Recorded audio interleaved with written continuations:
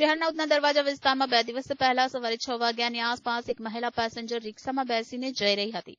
તે સમયે પાછળથી સ્પ્લેન્ડર મોટરસાયકલ પર 2 ઇસમો રિક્ષા નજીક આવી મહિલાનો બેગ આંચકી ભાગી છૂટ્યા હતા. ચેઇન સ્નેચિંગ અંગે ખટોદરા પોલીસે ગુનો નોંધી ટેકનિકલ સર્વેલન્સ અને ખાનગી બાતમીદારોની મદદથી 2 રીઠા આરોપીને પકડી લેવામાં સફળતા મળી હતી. 2 દિવસ પહેલા સુરત સિટીના ખટોદરા પોલીસ સ્ટેશન વિસ્તારમાં ઉધના દરવાજા પાસે ફ્લાયઓવર ઉપર સવારમાં 6 વાગ્યાની આજુબાજુમાં એક સ્નેચિંગ થઈ હતી, જેમાં ફરિયાદી જો લેડી છે એ ઓટોમાં જઈ રહી હતી અને ત્યાંથી પસાર થતા એક સ્પ્લેન્ડર બાઇક ઉપર 2 સ્નેચરો હતા.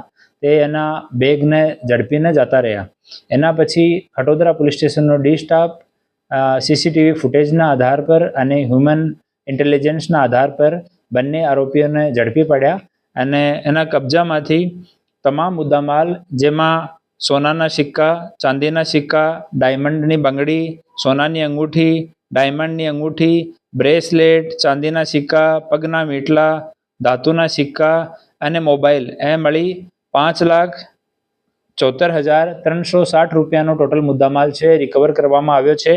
અને આરોપી પાસે બીજા 3 મોબાઈલ પણ મળ્યા હતા. એની ચકાસણી કરી તો બીજી સ્નેચિંગ પણ કરી હતી સેમ આરોપીઓ. તો આરોપીઓના વિરુદ્ધમાં ખટોદરા પોલીસ સ્ટેશનમાં એક બીજો ગુના પર નોંધવામાં આવ્યો છે અને બંને આરોપી, જેમાં પહેલો આરોપી જો છે મોહન ખાન ઉર્ફે બોબડા સરવર ખાન પઠાણ, ઊન પાટિયા વિસ્તારનો રહેવાસી છે અને એના વિરુદ્ધમાં આ ગુના સહિત 9 ગુના દર્જ છે અને 1 વખત પાસામાં બી જેલ કાઢીને આવ્યો છે.